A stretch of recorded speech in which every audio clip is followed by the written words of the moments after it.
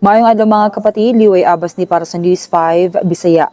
Makalilisang ang nahitabo sa usa ka babaye human siya nakit-an nga patay sa usa ka beach resort sa barangay Suwa, San Juan, Southern Leyte kaniadtong March 9. Giila ang biktima sa alias Jackie, 27 anyos ug residente sa maong lugar.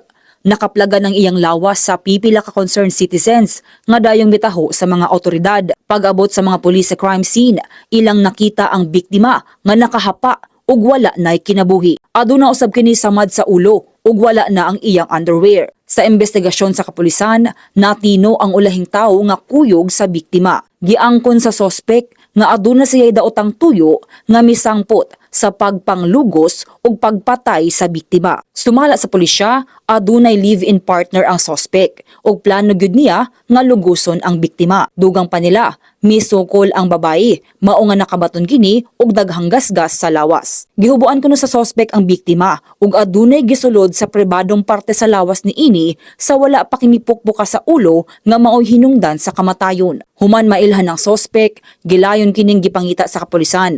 Sa ulahi, misurrender ang sospek sa police station ni adtong March 10. Sumala sa pulisya, kaibog ang motibo sa krimen ug atubangon sa sospek ang kasong rape with homicide.